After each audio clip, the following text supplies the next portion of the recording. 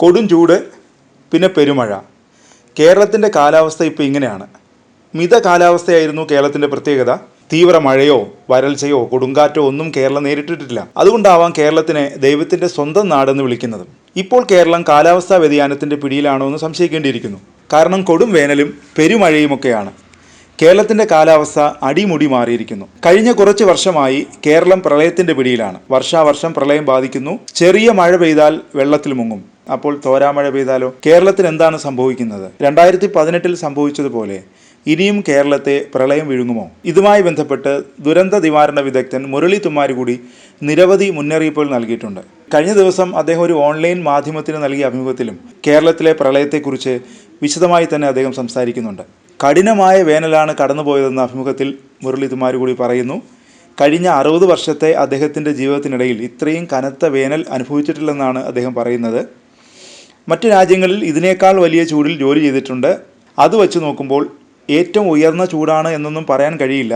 എന്നാൽ കേരളത്തിലെ ഏറ്റവും ചൂടുള്ള കാലമാണ് കടന്നുപോയത്. ഇത് ഒരു പ്രാവശ്യം വന്നു പോകുന്ന കാര്യമല്ല. വളരെ ശ്രദ്ധിക്കേണ്ടതാണെന്നാണ് മുരളി തുമ്മാരുകുടിയുടെ മുന്നറിയിപ്പ്. ഇനിയും കടുത്ത വേനലാണ് കേരളത്തെ കാത്തിരിക്കുന്നതെന്നും അദ്ദേഹം പറയുന്നു.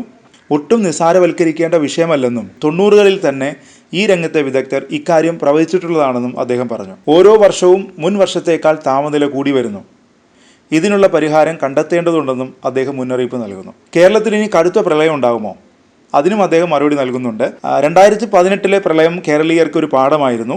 ഈ പ്രളയത്തിന് ശേഷം ഡാം മാനേജ്മെൻറ്റുമായി ബന്ധപ്പെട്ട് നിരവധി മാറ്റങ്ങൾ ഉണ്ടായതായും അദ്ദേഹം ചൂണ്ടിക്കാട്ടുന്നു. ഡാമുകൾ തുറന്നുവിട്ടതിലെ വീഴ്ചയാണ് 2018 പ്രളയ ദുരന്തത്തിന് പിന്നിലെന്ന ആരോപണം അന്ന് തന്നെ ഉയർന്നിരുന്നു. ഇക്കാര്യത്തിൽ കേരളം ഏറെ മുന്നോട്ട് പോയിട്ടുണ്ടെന്നും അദ്ദേഹം പറയുന്നുണ്ട്.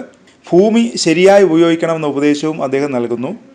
പ്രളയം ബാധിക്കാൻ സാധ്യതയുള്ള പ്രദേശങ്ങളിൽ വീട് വയ്ക്കുമ്പോഴും മറ്റ് നിർമ്മാണ പ്രവർത്തനങ്ങൾ നടത്തുമ്പോഴും ഏറെ ശ്രദ്ധിക്കണമെന്നും അദ്ദേഹം പറയുന്നുണ്ട്. എന്നാൽ ഇക്കാര്യത്തിൽ വലിയൊരു മാറ്റം 2018 പ്രളയത്തിന് ശേഷവും ഉണ്ടായിട്ടില്ലെന്നും അദ്ദേഹം ചൂണ്ടിക്കാട്ടുന്നുണ്ട്. ഇനിയും പ്രളയമുണ്ടാകുമെന്നും 2018 ഉണ്ടായതുപോലെ പ്രദേശങ്ങളെ വെള്ളം വിഴുങ്ങുമെന്നും അദ്ദേഹം മുന്നറിയിപ്പ് നൽകുന്നുണ്ട്. ഡാം മാനേജ്മെൻറ്റ് കൊണ്ടൊന്നും പ്രളയത്തെ നേരിടാൻ സാധിക്കില്ലെന്നും അദ്ദേഹം ചൂണ്ടിക്കാട്ടുന്നു.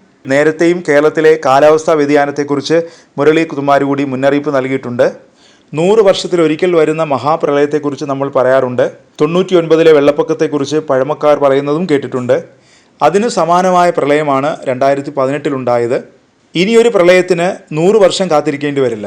മഹാപ്രളയങ്ങൾ ഇടയ്ക്കൊക്കെ ഉണ്ടാകുമെന്നും അദ്ദേഹം പറയുന്നുണ്ട്. കാലാവസ്ഥാ വ്യതിയാനമാണ് ഇതിൽ വില്ലനാകുന്നത്. സമീപഭാവിയിൽ പോലും 2018 സമാനമായ വെള്ളപ്പൊക്കം ഉണ്ടായേക്കാമെന്നാണ് മുരളി തുമ്മാരുകുടിയുടെ പ്രവചനം. 2 കാര്യങ്ങൾ ഇനി കേരളത്തിൽ എല്ലാ വർഷവും ഉണ്ടാകും. ഒന്ന്, ഉരുൾപൊട്ടൽ. മഴ കുറച്ച് സമയം കൊണ്ട് കൂടുതൽ പെയ്യുന്നതാണ് ഇതിന് കാരണം. കോറികളും ഉരുൾപൊട്ടലിൽ വില്ലനാകും. രണ്ടാമത്, എറണാകുളം പോലുള്ള താഴ്ന്നു കിടക്കുന്ന പ്രദേശങ്ങൾ ഓരോ വർഷവും വെള്ളത്തിലടിയിലാകുമെന്നും മുരളി തുമ്മാരുകുടി പറയുന്നുണ്ട്.